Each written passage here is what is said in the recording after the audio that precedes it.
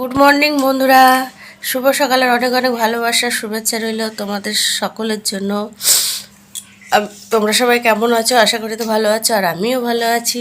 তো শীতের সকালে ওঠা খুবই মানে চাপ, তাও উঠতে হবে। বেলা হয়ে গেছে উঠতে, 9:30 না 8:30 উঠেছি ঘুম থেকে। উঠেই উঠছি করে উঠলাম, উঠে চাটা করে এনে বসে খাচ্ছি। এক একজন এক এক রকম চা, তো চলো তোমাদের দেখাই কি চা করেছি। আর বাইরে তো দারুণ রোদ্দুর উঠেছে, আর হালকা হালকা ঠান্ডা হাওয়া দিচ্ছে।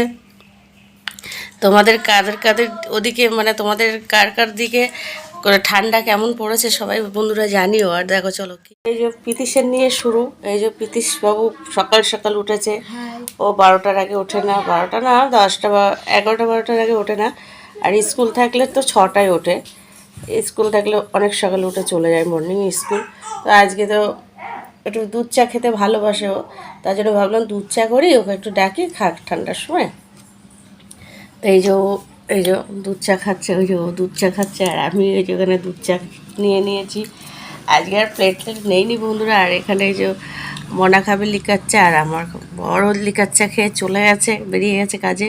আর এখানে নিয়ে নিয়েছি ছোট্ট ছোট্ট টোস্টগুলো দারুণ টেস্ট, খেতে খুব সুন্দর। চায়ে ভিজালে দারুণ লাগছে খেতে। এর আগে খাইনি, এই প্রথম খাচ্ছি।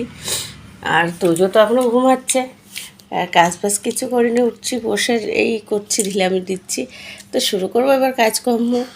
আর তোজো তো ঘুমাচ্ছে, আর এখানে তো বাসনপত্র আছে কিছু সব, এই যে কাজ করব।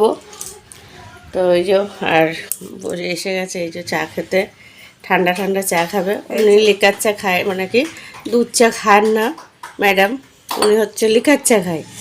তো চলো, আমি বললাম আজকে একটু দুধ চা করি, শখ হচ্ছে পিটিস আর আমি খাই, কেউ তো খাবে না।